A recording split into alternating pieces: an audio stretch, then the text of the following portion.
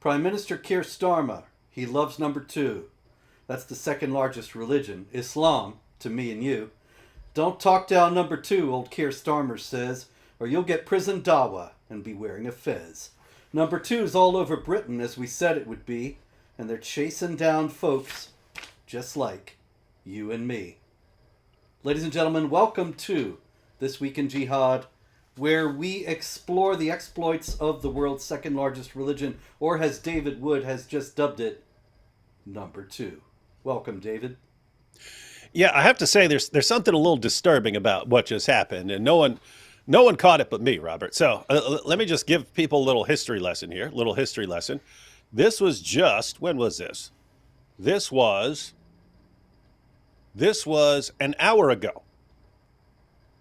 Oh no, little over an hour ago. About close to an hour and a half ago. I posted this. Because we've actually seen this. We've actually seen you say something online about Islam or something like this, and hey, someone needs to stand up against this, and all of a sudden you've got 5 police officers showing up at your door. And so this is going to become an issue because politicians are calling for more of this. You see, look at all the problems in the world. They're caused by Islamophobia. That's why we need to crack down. So anyway, I'm trying to think how we going to deal with this, right? So I tweeted. Since governments are cracking down on criticism of Islam, we may need code language to avoid prosecution. Islam is the world's second largest religion, so I suggest calling Islam number two, as in British Prime Minister Keir Starmer is really struggling with number two, or Met Police are bending over backwards for number two. This code language will help keep you off the government's radar. Let's make it official then. Islam is number two. Can you think of any other sentences where this code language would be helpful? So anyway, I just posted that an hour and a half ago, and then we sit down and you recite a poem based on a tweet from an hour and a half ago. So here's what I said is slightly disturbing. I'd always assumed that you were spending like all week getting your poem ready. I'd always assumed that you're sitting around the house and okay, what's the next line? You got like a notepad and paper. You're like, no, that's not going to work. Oh, what's this? You're going to rhymezone.com, looking up which words rhyme and stuff. And I assumed that was like taking you a long time. And now you just let the cat out of the bag. It seems like you just sit down right before the show and put a poem together. That's right, David. Actually, the angel Gabriel appears to me, and he gives them to me.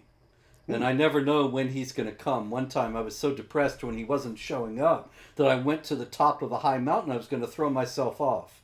But then he appeared in the nick of time. And well, that's good. One time, I came home and I said to everybody in the house, I'm afraid that I'm a poet or possessed. But it turned out it was just Gabriel. And so he comes to me, he gives me these things, I pass them on to the world. Yeah, and when I hear about you thinking, "Oh, I must be possessed," or "I have to go hurl myself off a cliff," all I can think of these are sure signs that he's a prophet. Yeah, exactly. That's the only question at this point, if we wanted to seal the deal, is whether you have some giant mole on your back, because that would be the case cracker right there. I have a mole in the shape of a fist surrounded by warts. Powerful. Well, you heard it here, folks. That, ladies and gentlemen, that is actually the sign of a prophet that in the Sirah literature is given as an indication that Muhammad was a prophet. That the Sirah literature actually says that the Jewish and Christian prophecies of the coming prophet they say that he'll have the mole on his back in the shape of a fist surrounded by warts, and that Muhammad had this, and that many people saw it when he was a kid and said, oh, here's the coming prophet. So anyway, it's all in the books, folks. Okay, There's an awful lot of jihad this week, David, and you literally just told me before we started that there was no jihad this week. Yeah, that's right. I was actually trying not to be Islamophobic. Okay. We don't want to insult number two. Keir Starmer will throw us in prison. And he said, even if you're doing it online. And so I think, here I am. I'm not in Britain. I'm never going to be in Britain. Not even allowed in Britain. But Keir Starmer's going to send people to come get me because I've insulted number two. Yeah. Well, fortunately, they can't get you while you're over there because you're still banned from the country. Yeah, yeah. They're going to send people over here. Yeah. I fully expect. Yeah. Just so everyone knows, years ago they banned Robert Spencer. He was just going to you were going to lay a wreath on the at the funeral of the grave of Lee Rigby, right? That's right. Who was murdered by jihadis. But they banned you just for being an Islamophobe, which means that you'd been warning people for years about jihad, about the history of jihad, and about its goals and intentions and so on. And so this was enough for them to say this man cannot be allowed in the UK. Meanwhile, you've got Dawa clowns running around talking about all the people they're going to publicly execute as soon as they rise to power. And the government says those are the good guys. The people warning about this are the bad guys. The people calling for the public executions of apostates, the public executions of gays, and so these are the good guys, according to them. So, and that's jolly actually good show. Jolly 100% accurate.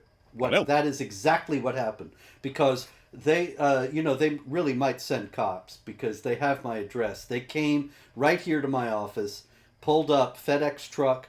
The guy was impressed. He says, "It's from the British government."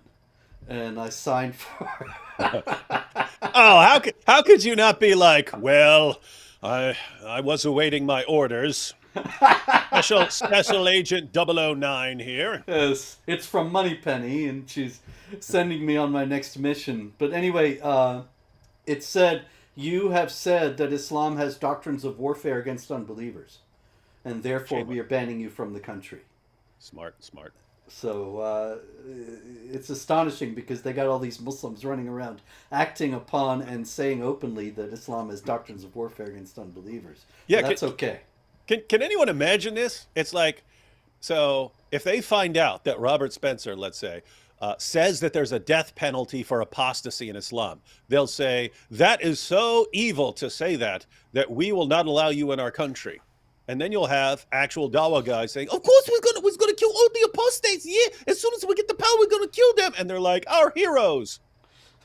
It's absolutely amazing. It's the same thing. If we say, hey, Islam allows sex with prepubescent girls, then they'll say, oh, you're an Islamophobe, you're a bigot. But the Dawa guys can say the exact same thing. So as far as I can tell, Islamophobia is simply telling people what the Dawa guys say or telling people what the Muslim sources say, and you could just say it, and that's enough. You're an Islamophobe if you simply repeat what the other guys are saying. So that is actually one of the top stories this week, that in Britain, it's all coming out now, and there are gangs of Muslims roaming around the streets in service of number two, saying Allahu Akbar, and there have been innocent people beaten on the streets, and the police come up to the Muslim mobs and say, "We are here to protect you." Now, there's no doubt that the so-called far-right mobs that are groups of people that are opposed to mass migration, they have apparently done some things that are illegal, burning down a hotel, I think, or setting fire there. Anyway, something like that. In any case, there's no excuse for any kind of vigilante violence of any kind, and there's no doubt about that. But the thing is that the British government, in response to this, acts as if it's a completely one-sided conflict, and that the so-called far-right people are victimizing innocent Muslims on the street, when actually there's abundant video of just the opposite, of Muslim mobs roaming around. Hey, I've got one here, as a matter of fact. There is a mob. I couldn't figure out how to get the sound to work on videos, but this is the first This Week in Jihad video to ever air while I've been the host, ladies and gentlemen. And they're screaming Allahu Akbar. And there were many, many such groups around. There were other videos of people on the ground getting beaten up and so on. I don't want to show those because I don't know if they'll pull the plug on the channel, which of course they very much want to do anyway. But I'm going to play it safe here. Nonetheless, you can find those videos pretty easily. And the fact is, Keir Starmer, in his quest to defend number two, he says he's going to crack down hard. None of this violence is allowed. He's going to arrest the far right protesters. He has not acknowledged at all that there are any Muslim mobs beating up people who are non-Muslim in the slightest degree. So what's going on in Britain? So you mentioned that they're pointing the fingers at the far right groups, and some. To be fair, like a lot of it is just protests and peaceful protests and stuff like that. But you do have some people who are crossing lines and doing things that are illegal. And so you have them. You have what the Muslims are doing, which the government and the media are just completely turning a blind eye towards. But they're completely ignoring the government and the media's role in all of this problem. In fact, I would say the government and the media are primarily the ones responsible for what's going on right here, and what they're doing in response, what they're proposing to do in response, is only going to make things worse. So I was just talking last night to Raymond Ibrahim, and we were talking about this a little bit, but I was pointing out the parallel with Anders Breivik. Remember him, Robert? Yeah, unfortunately, yes. So you had Anders Breivik, and after he launched his terrorist attack, he wasn't killing Muslims. He was killing a bunch of random teenagers on an island and so on. But among all the various people he quoted when he was talking about factual information about jihad, he cited you. And this was enough for people to say, you see, he's carrying out the commands of Robert Spencer. Right? Yeah. Breivik is just doing, he's been inspired by Robert Spencer. When I actually, as soon as it happened, I went through his manifesto where he explained exactly what his reasoning was. And very different from what we heard in the media, where people were just listening to the Islamophobes, and this guy decides to go kill teenagers on an island. You think, what's the connection there? Well, Robert Spencer saying, hey, we really need to get our point across. Let's go kill a bunch of kids on an island, right? No, where was he getting that from? Like, it sounds completely insane. In his manifesto, he broke it down. He said he grew up in an area, and he saw how Muslim immigrants were treating non-Muslims. And it really bothered him. And he says eventually this led him to actually look and see if this is in their sources. So he started reading the Quran and the Hadith, and then he found out there were problems. And he decided, hey, I should go into politics to deal with this.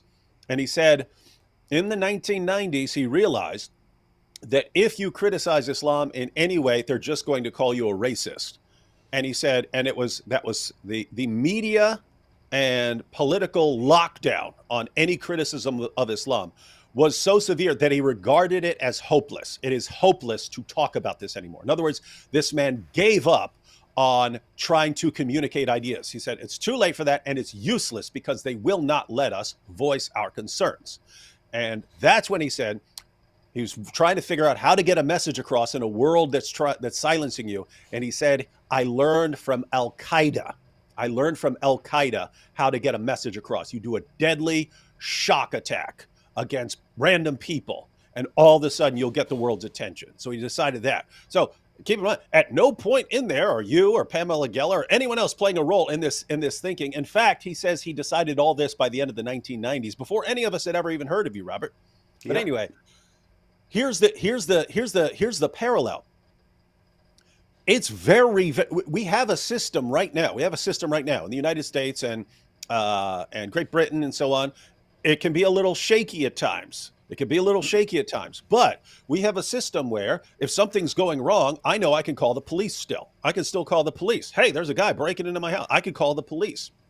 If police cross some lines, police officer hits me or something like this, or makes something, you can actually take the police officer to court.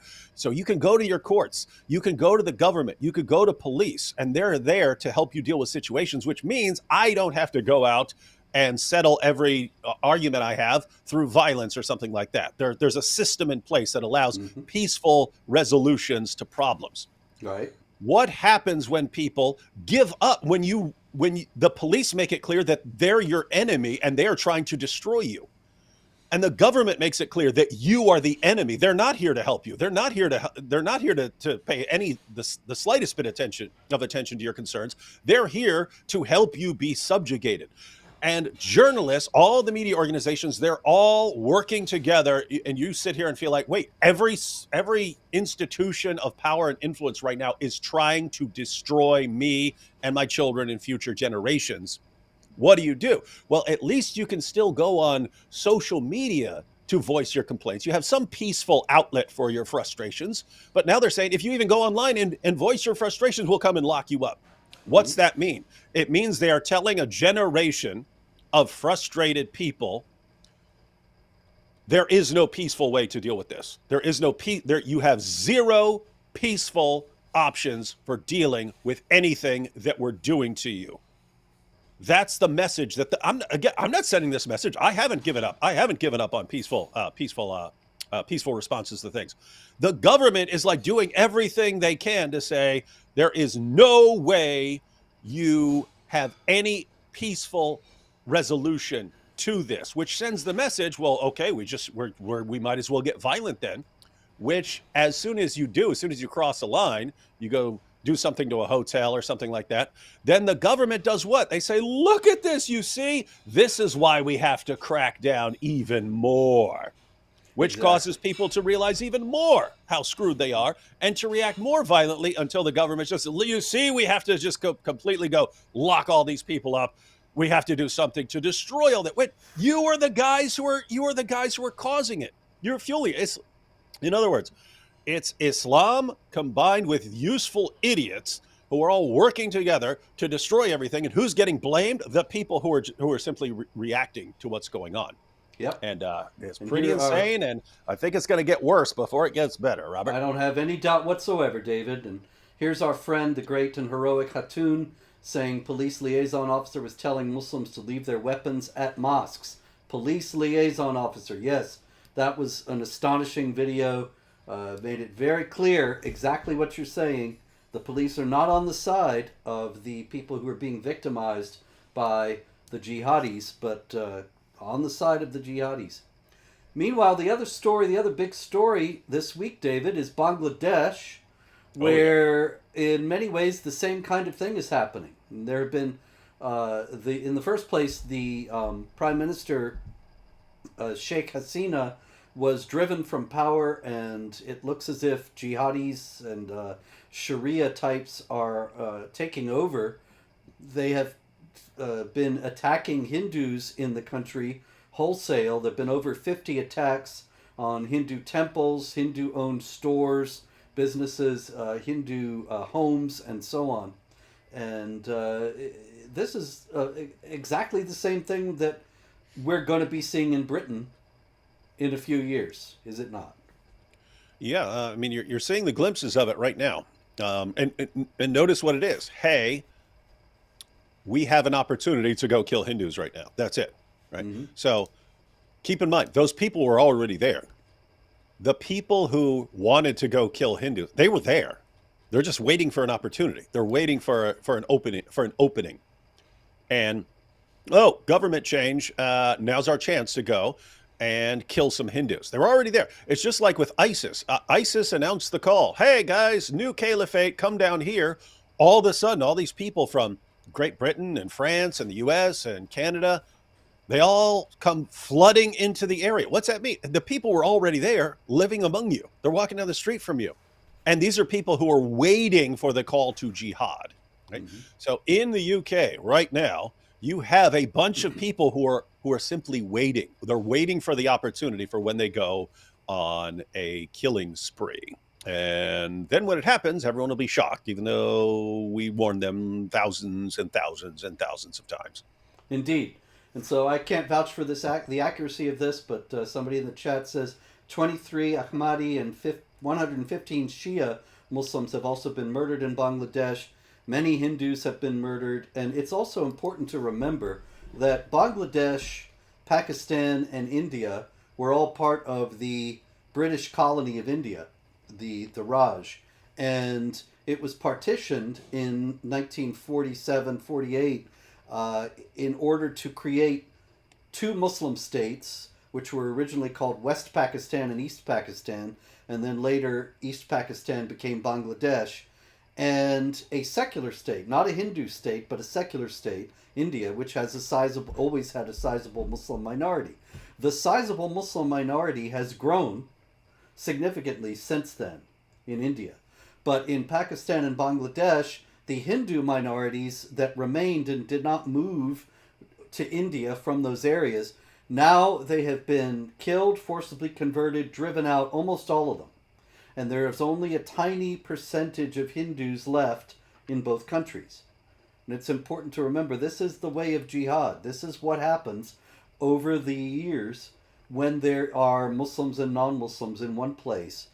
Ultimately, the Muslims drive out or forcibly convert or convert through the dhimma, ultimately, so that the dhimmis convert. They erase the non-Muslim population. This is what happened in North Africa, which had a substantial Christian presence. This is what happened all over the Middle East.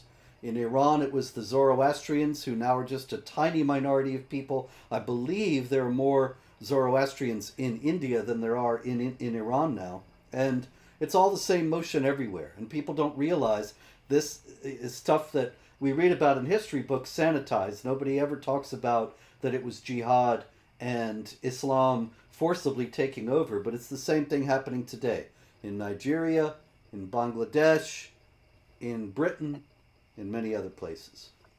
Yeah, all over it's the same thing over. I mean, ISIS rises to power and they start genociding Yazidis.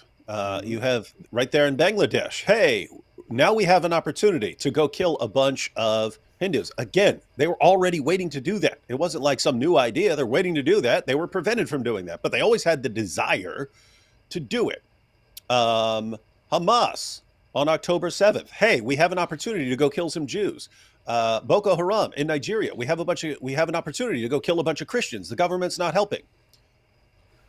Are we imagining this? Are we imagining, Robert, that number two has a problem with non-number twos? It seems like everywhere in the world there's a conflict between number two and somebody else. Hindus, other Muslims, Sunnis versus Shiites and vice versa, Christians, Jews, wherever you are, it's something. And it's always everyone else's fault. Just keep that in mind. And not even Taylor Swift is exempt, David. Mm-hmm. I regret to have to inform you all that there were 3 Taylor Swift concerts in Vienna, in Austria, that have just been canceled. And they were canceled. Are they going to refund my money? I certainly think so. Taylor wouldn't keep your money for such a thing. Three concerts in Vienna because of an Islamic State jihad plot. And what's interesting, I thought, was that these were 2 19-year-olds. Oh no, one 19-year-old, and the other one's not identified in any way.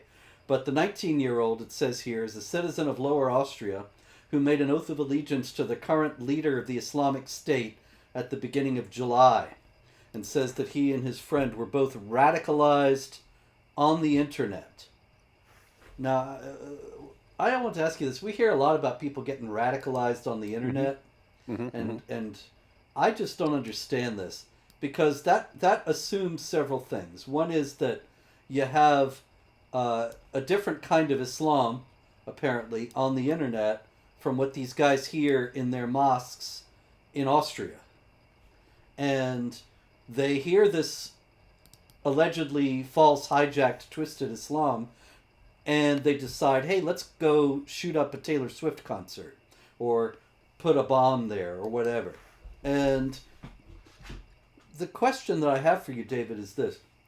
If the true Islam is this peaceful, benign thing that presumably the Austrian mosques teach, and then these guys go on the internet and they get radicalized by the version of Islam that they hear there, which is actually twisted and hijacked and false, why is it that the true Islam that's peaceful and benign can't stand the challenge from the radicalized online hijacked version? Yeah, it is weird, isn't it? I mean, you're taught one thing all your life, and then someone comes along and starts spouting all these ideas, which totally contradict everything you've ever heard and all your Muslim sources, and then somehow it keeps winning. To the point again, I mean, ISIS can just say, "Hey, we're the new caliphate," and all these people from all around the world somehow didn't get the memo that Islam's a religion of peace and tolerance, and they all somehow came to the same exact ideas about what they're supposed to do as Muslims. I've said it before. What's the practical difference between a religion that actually calls for violently subjugating the world and one that doesn't, but it just really, really sounds like it does? So much so that it keeps convincing its adherents that they have to violently subjugate the entire world. There's no practical difference, right? You both end up with a ton of people getting killed. But on this on this Taylor Swift thing, as I saw people complaining, "Oh, why don't you just get better security or something like that?"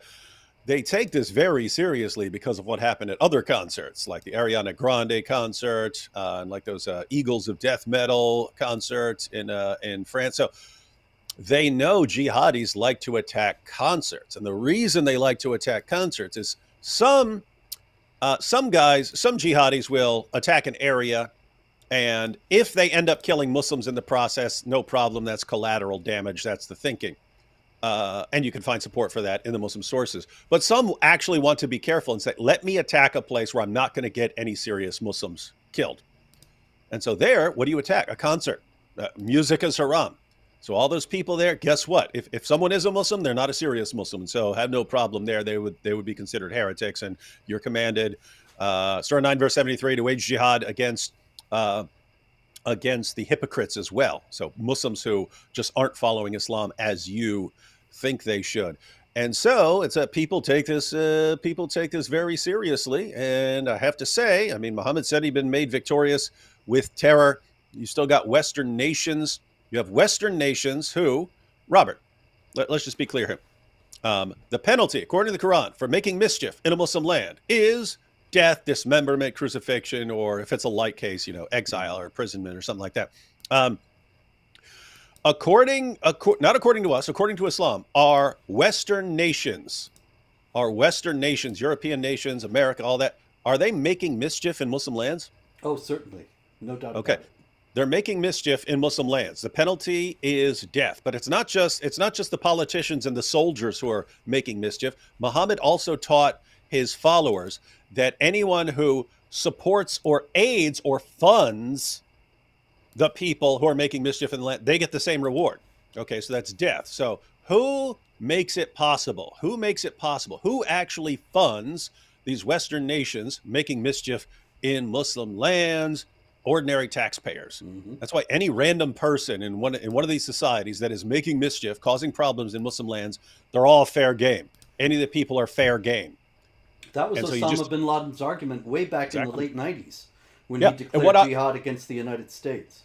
Yeah, and what I just said is straight from the Muslim sources. Mm-hmm. There's a reason Osama bin Laden said the exact same thing. It was exactly his reasoning. So, Osama, why are you attacking the World Trade Center? Why are you attacking these random targets? What are you talking about? These are the people who pay their taxes to their governments that is doing all these things in Muslim lands. They're all fair game. Not according to me, according to Muhammad. And yet it's this. It just shocks me because this is so easy to. It's like the simplest thing in the world to understand. And you can line up 1,000 politicians; they will not have the combined brain cells to understand one word of anything we've just said. That's for sure. Talking about politicians, David, it gets very bad. Let me get her here.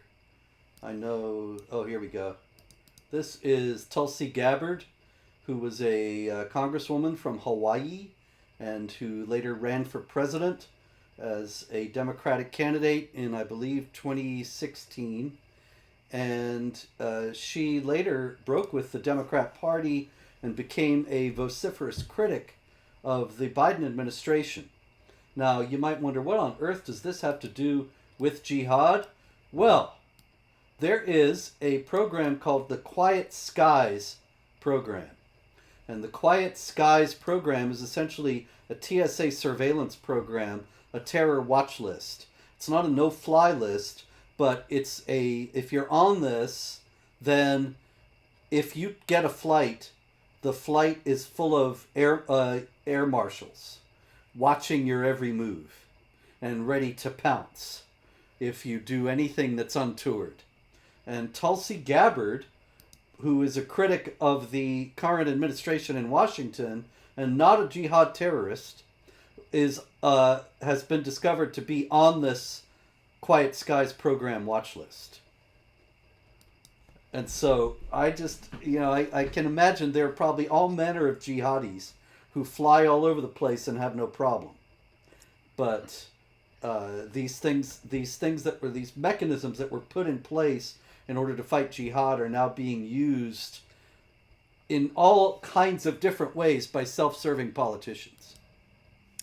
Yeah, that's one of the ongoing problems that, it was brought up a long, long time ago about the courts and prosecutors and so on. And the argument was, I forget which justice it was, but the claim was that prosecutors actually have to sit down and decide which cases they're going to prosecute. That means that they're making decisions, right? And it becomes very easy to say, well, I like this guy, so I won't prosecute him for that. But I don't like this guy, so I will prosecute him for that. And it went further and said that at the end of the day, if you look hard enough, you can always find something to go after someone for, right? Robert, he was speeding all those years ago. We gotta get him. We gotta crack down on him for that. So basically, if you wanted to enough, you could go after anyone and arrest them. And so, that was a concern about the courts. But now you have all these government agencies and so on that are put together to deal with terrorist threats and so on. But these are made of people, and these people have agendas and so on. And so it's very easy to say, hey, I'm going to use this for that lady over there, Tulsi Gabbard. I don't know about you. When I see Tulsi Gabbard, I think, I don't want to get on a plane with that because that plane's coming down. Mm-hmm. Clearly a terrorist. Anyway, I hope she's not a Taylor Swift fan. All right, a lot of jihad in other places, David. I know Bangladesh and Britain, they're dominating the jihad news, but let's not forget that the same kinds of things are happening all over. So we got a story out of Indonesia. The national police arrested another 19-year-old, a lot of teenagers this week, and the suspected terrorist had planned to blow up places of worship and was once again an Islamic State jihadi. Now, the places of worship were not actually named in the article. And they could be anything, really. They could even be mosques, could they not? No way of knowing. They could be mosques because ISIS claims to be the caliphate, and so if you are a sympathizer of the Islamic State, you might think these mosques are disloyal, apostate, heretical structures because they don't accept the authority of the Islamic State. But in any case, that's Indonesia. In India, with all the unrest going on in Bangladesh, there was an interesting incident where a 12-year-old in a madrasa, Muhammad Ayan, he got into a fight with another 12-year-old. And he said to the kid he was fighting, "I swear on the Quran, I will kill you." Whereupon the other 12-year-old killed him. I thought, David's going to love this one because once again you have Allah not coming through for his boys. Mm-hmm. It's really weird. I mean, where would these 12-year-olds get the idea that you can be killing each other? But I mean, what we can say is it's where'd you say this was? India. Okay, India. All right, so they haven't. They're close, but they still haven't. They still haven't absorbed the Pakistani method, Robert. Because if they had learned the Pakistani method, that 12-year-old who killed the other would have said, no, he didn't say I swear by the Quran I'll kill you. He said I cursed the Quran and I ripped one up last night, and that's why I killed him. They would have gone, oh, okay, you're our hero then. Ha! Yeah, Indian authorities are not likely to, at least we hope, react in the same way. You never know. Are you frozen, David? Am I frozen? You look frozen. Do you hear me? I hear you, but I see you frozen. That is weird. I'll just sign out real quick and sign right back in. Okay.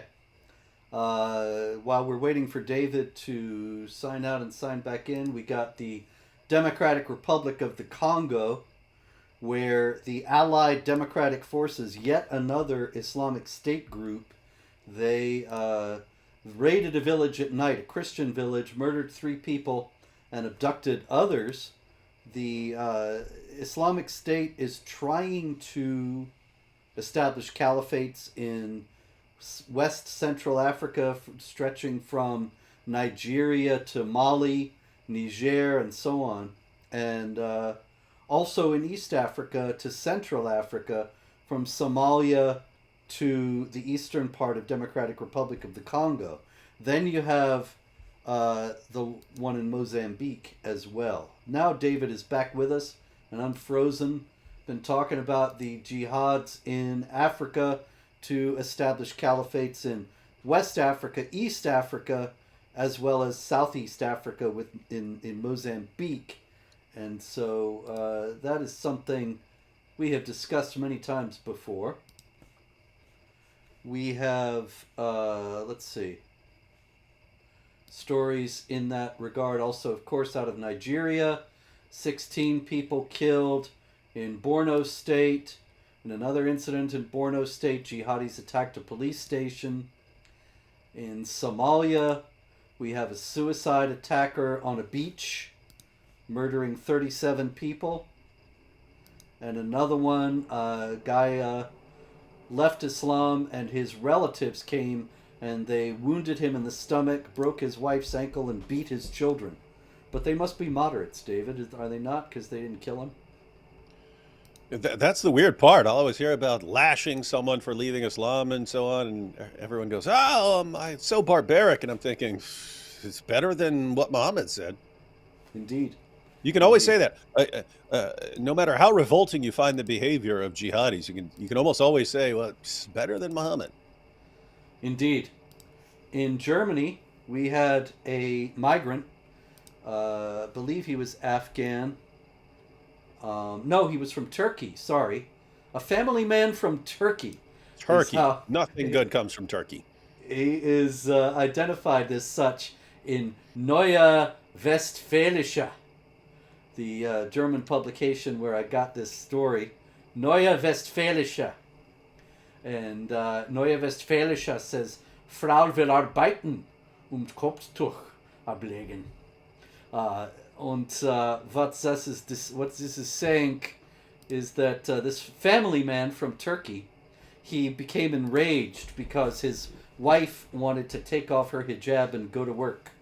And so he beat, raped, and threatened to kill her. Surely this has nothing to do with Islam. Am I right, David? Number 2 wouldn't act this way. Yeah, that's weird. And you would have thought that this guy's views would have been questioned or vetted at some point. Say, I mean, you'd think it'd be an obvious question. You're bringing in some people from other places. Seems like an obvious question to ask. Hey, if your wife or daughter decides not to wear a hijab, do you believe it's okay to beat her, kill her, any of that stuff? That would be Islamophobic. Can't ask questions. Can't do it. Can't do it. That's so, right. Who suffers? The women, because it's always the same thing, right? Over and over and over again, it's the same thing. We don't care how many people die, or are raped, or anything else, grooming gangs and so on. We don't care how many people's lives are destroyed, as long as we don't run the risk of being called names. Yep.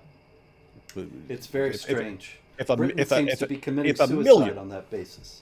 Yeah, if 1 million little girls need to be raped so that I don't get called an Islamophobe, so be it. I will gladly toss them on the altar of political correctness. That's the epitaph of Britain right there. And meanwhile, we have a story that has everything. In Germany, another one out of Germany. This one is from Hamburg. An Afghan migrant, 24 years old, he ties a Palestinian flag around his neck, and he walks into St. Maximilian Kolbe Catholic Church, walks up the center aisle toward the priest, and just stands there. with his Palestinian flag over his shoulders. And the people were a bit intimidated, and he was asked to leave, and he did. But then he started playing loud music through a speaker at the open door of the church into the church. Can you imagine what would happen if somebody behaved this way? If a Christian... That's exactly what I was thinking. I was like, can you imagine Christian moving to a Muslim country and, hey, what are you going to do now that you're in this Muslim country? I'm going to go disrupt their services at the mosque. That's the first thing I want to do. I want to go over there and start disrupting everything they do at the mosque, breaking up mosques, smashing these crescents, and so on. And I mean, the thing is, if a Christian were to do that, it would be like international news for the next 6 years on problems with Islamophobia. Two, the guy would catch at least a beat down right there, and then would be hauled off and tossed in court. And depending on where he was, would decide the penalty. But it's just amazing. It doesn't cross our minds. Like, hey, I'm going to another country. Now I can go and completely disrupt everything they're doing. Somehow it crosses the minds of a lot of Muslims. France, UK, anything. Hey, we are here to be massively disruptive. We're here to block roads. We're here to disrupt their services. We're here to break their stuff, burn their stuff. That's what we're here for.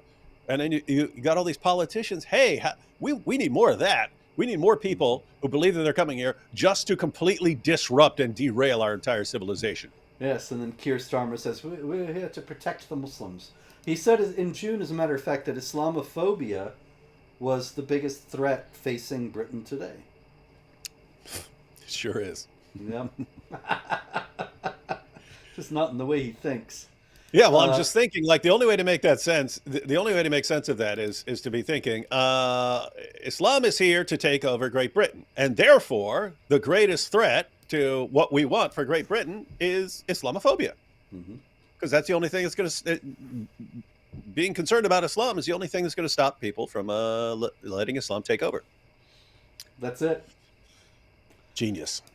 All right, out of Iraq, we got a measure that is designed to amend Iraq's personal status law. And it would allow for child marriage, and it would also allow for temporary marriage. Where did they get these ideas? Surely they must be Islamophobic, no? Yeah. And it's another amazing thing, Robert, where 15 years ago, we're sitting there saying, this is what Islam teaches. And you had various, crackdowns around the world where Muslim nations were forced to modify their positions in order to continue having various trade agreements and so on with other countries. And so they're forced, hey, you have to do this.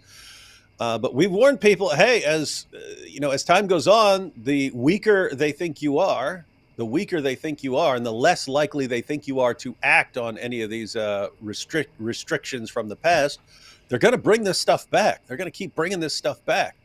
Nope, you're Islamophobes. Islam doesn't teach these. Only an Islamophobic bigot would say that Islam has these things about temporary marriage and marrying little girls and so on. You're racist and bigots. And then all of a sudden you got the Dawa guys shouting it from the rooftops. Of course we do these things.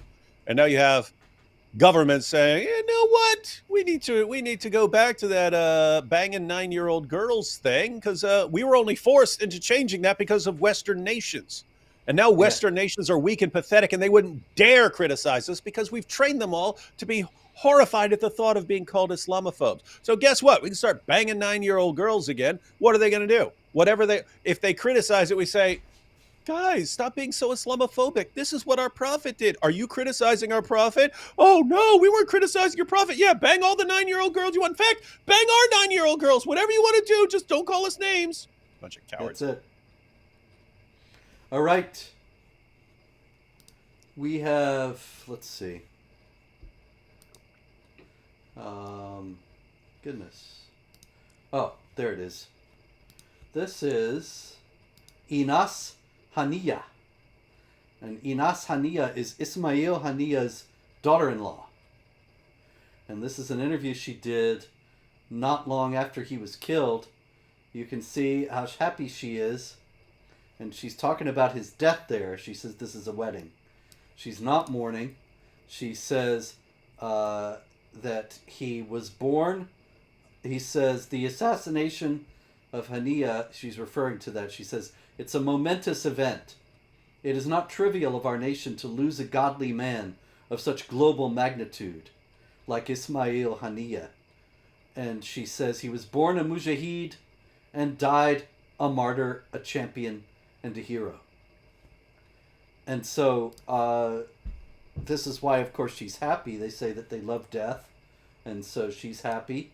And so it seems odd that they would be upset with Israel at all, because Yeah, I mean, it seems like a perfect relationship. You guys love death and martyrdom, according to what you say, and Israel loves taking out terrorists who killed their people. you're frozen again. Win-win. It's win-win situation. Yep. Don't know what's going on. I don't know what's going on. You want to come back again? Yeah, I will. I'll do it Okay. again. Okay, we'll see if it works this time. There's plenty of jihad here. I'll keep going, ladies and gentlemen. We have a story out of Canada. Ahmed Fuad Mustafa El Didi and his son, Mustafa El Didi. We're in the advanced stages. Here he is again. That was fast. Welcome back, David. I was talking about a story from Canada, eh? And yeah, it actually was very quick. So all I got was to say the names of these gentlemen: Ahmed Fuad Mustafa El Didi and his son. Like a good Mormon. Good Mustafa El. Yeah, didn't he run for president in 2012? Those dudes showed up at my door, and it was like Elder Mustafa and so on. They're like, hey, we want to tell you about Prophet. Oh, yeah. And his son, Mustafa El Didi, they were in the advanced stages of planning a serious, violent attack in Toronto and had filmed a video of themselves holding weapons in front of an ISIS flag. Now, it's interesting to note Canada is another place where the government's very concerned about Islamophobia. Mm-hmm. They have an Islamophobia czar in Canada who makes sure that nobody dislikes any Muslims. Quit calling them czars. Call them jihadis. Right? Say, this is our Islamophobia jihadi who wages war on anyone who is an Islamophobe. What a great idea. What a great idea. Yeah. Call up Justin Trudeau. Justin, I know you're watching. Make, what is her name? Amina El Gawabi, I believe her name is. Amira or Amina. Anyway, she's a very grim, hijab-wearing individual. Doesn't seem like she appreciates a good joke. And nope. She wouldn't even like your poems. I bet not. I bet she would not recognize me as a prophet either. It's a terrible thing. By the way, isn't it crazy? I mean, we're talking about like governments that specifically like bend over backwards to appease Islam and Muslim, and will do anything. Will throw their own citizens under the bus in a heartbeat. Will crack down on their own people in a heartbeat if it means showing Muslims that they can do absolutely anything they want and they will never be questioned. And in these same places, you'll have people, hey, we got to go kill a bunch of people in this nation. Like what does it take? Guys, the appeasement thing doesn't work. The showering them with praise doesn't work. The going after Islamophobes doesn't work. When they see you going after Islamophobes, in their minds, it's, oh, these guys are not going to stand up to us. They will not stand up to us. They're weak. This is a time to terrorize them. And no matter how many times it happens, never get the point. Never, ever get the point. Never. And so we got all kinds of appeasement stories this week. Here's another one. This is Portugal. And in Portugal, they have the São Lázaro statue from 1386. I hope that all you Portuguese speakers appreciate the São. And I believe I said that correctly. That's S-A with a tilde over it. O, Saint Lazarus, São Lázaro. And anyway, this statue dates from 1386, and they toppled. It's a national monument in Portugal, and as you see there, they toppled the cross, the big stone cross, and broke it. Now, the deed was attributed to unidentified migrants. Of course, anybody could have done this, but why might it be possible, or perhaps even likely, that these were Muslim migrants, David? I mean, isn't that a goal in Islam? I mean, isn't that what Jesus is going to return to do? He's going to return to break the cross, and so that's a goal. That's a thing. This it's breaking the cross is something that Allah wants. That's it. And so there it is. Broken cross, one broken cross in Portugal. That's a victory for Islam. And Islamophobia was once again stymied. In France, David, we had a story, and it involves Roma people. And I have to explain that those people are the people who used to be known as gypsies, and not trying to offend anybody by calling them gypsies, but I've seen people call Roma, see Roma, and they think, oh, they're Romanians or Romans from Italy or something. But in any case, what we're talking about are the people who were formerly known as gypsies. Apparently that's an offensive word now, so I apologize to all the gypsies who are watching tonight. But I don't know. Tyson Fury calls himself the Gypsy King, so I think there's some who are still pretty cool with it. Okay, well that's fine then. In any case, we had. I think it's a thing where if you're not using it in a derogatory term, like those filthy gypsies or something like that, then I think you're okay. Okay, so we had this plot in France to kill 2 Roma or gypsies, and this guy said, one of the jihadi plotters, he said that he wanted to kill gypsies, and that's in quotes, so that's the word he used, and he justified it by quoting the Quran. Now, David, the Quran surely doesn't have anything in it justifying killing. That would be Islamophobic. Well, not gypsies in particular, so there's that. It doesn't say kill the gypsies. It just says kill those who do not believe. So if you're a gypsy who does not believe, you might be in trouble. Also in France, we had a migrant from Tunisia, and he got in a little bit of hot water because he shouted. He's in prison. He's in prison for various other offenses, but he got angry with the warden and said, "This is why we are committed to the Islamic State. What is happening? You asked for it. We're going to blow everything up." And the warden said, "I perceived his words as a threat." Uh-oh, he's gone, ladies and gentlemen. But in any case, I think that's pretty clear. Those words were a threat. And so Francis got big trouble, just like the other countries in Western Europe, because this is just a threat they are not interested in dealing with. And as long as that remains true, then we're just going to have more incidents of this kind. I don't know how much you heard of that, David, but anyway. No, Guys, I'm sure good stuff. I think I figured out the problem. Anytime I was getting some sort of notification from Skype, which I just put on there, it was freezing. So hopefully that solved the problem, shutting that down. Okay, very good. And we have a story out of Egypt. This story actually dates back several months. This is Irene Ibrahim Shehada, who is a Christian woman in Egypt who was abducted in January. And the American Center for Law and Justice has just this week renewed a call to the UN, as a matter of fact, to try to prevail upon them to get to pressure the Egyptian government to get her freed. But what happened was Irene Ibrahim Shehada, a 21-year-old Christian woman was a second year medical student and was in the middle of midterm exams and disappeared during the midterm exams. A few weeks later, she stole the phone of the Muslim who had abducted her and called her brother and tearfully pleaded for him to come and save her.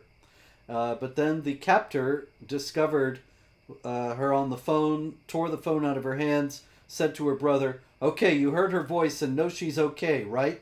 Now go to hell." And so a month after that, her ID, the electronic record of her national ID in Egypt was changed so to identify her as a Muslim. This is something that's a common tactic in Egypt that the Muslim Brotherhood uses to force families to give up searching for a Christian woman, because then they say, well, see, she voluntarily converted to Islam. But it seems from her phone call that that's very unlikely. This is something that's quite common in Egypt as well as in Pakistan and other countries. You have Christian women kidnapped, forcibly married to Muslim men, and forcibly converted to Islam. What's the endeavor here, David? What's going on? You are taking over the reproductive capabilities of the enemies over time, and if you do this long enough, the population that you're dealing with dwindles, right? So you take their daughters for yourselves and start producing children, Muslim children, from their daughters, and so on. And this has been a issue going way back for people who have wondered why Coptic Christians get tattoos even when they're like babies. They'll start putting tattoos on them. It was because kidnapping was so prevalent back in the day that, hey, if someone wants your little daughter, they'll just go up and snatch your little daughter. And then who do you complain to? The Muslim police? Who are they going to side with? Who are they going to side with? Yeah. And we see you're right. It's the same thing we see even today in Egypt and Pakistan and so on. Someone kidnaps your daughter, forces her to convert, marries her, starts raping her, and you go and complain to police. And very frequently, those police will turn a blind eye towards that because they're fine with it. But also, even if they're not personally fine with it, they know if they go in and take that girl back from that Muslim family, there's going to be a Muslim mob outside the police station burning it to the ground. Oh yeah. And so it's as you pointed out, the things that we see and going on in Pakistan and Bangladesh and so on, they're coming to Western nations because Western nations are doing everything they can to announce, we will not stand in your way. Form a mob, we will not stand in your way, just like police in Pakistan and so on won't stand in your way. That's right. And yes, it's as we have been saying, as we said at the beginning, it's well in motion already in Britain. It's never irreversible. It ain't over till it's over. But you have the government in full retreat.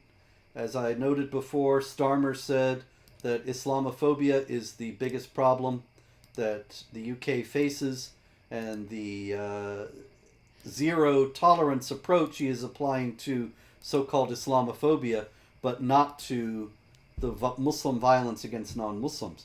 Meanwhile, the Royal Navy in the UK, Royal Navy personnel, David, have been advised not to wear their uniforms in public. And RAF, the Royal Air Force, has a squadron, 14 squadron, that has been called the Crusaders. But it is dropping the Crusader nickname now because it is offensive to Muslims. Now, when you have a culture that looks at the world via strength and weakness, how are they going to view these kinds of things? It's crazy because we're looking at like the avalanche of apostasy and looking at Islam crumbling from within.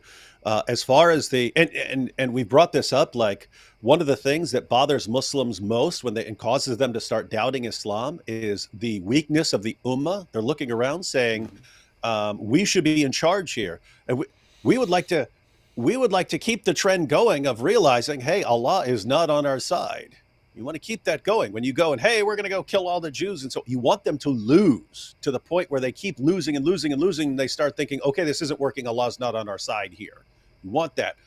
But what our governments are doing is saying, hey, form mobs, take over. We want to help you take over. And that's giving them, oh, maybe this is Allah opening a door for us. Maybe this is Allah's plan. We've been wondering because it looked really messy. We lost our caliphate, then we brought a caliphate back and we lost that. And we don't know what's going on here. We can't deal with the Jews. We got 2 billion people and we can't deal with a few million Jews. We feel so weak and powerless. We're starting to doubt our religion. And maybe this Allah is, since Allah is the greatest of schemers, the greatest of plotters, the greatest of planners, the greatest of deceivers, since he's the greatest at all these things, maybe this is how he's giving us the victory. And so it's very encouraging from a Muslim perspective to see maybe we are going to take over.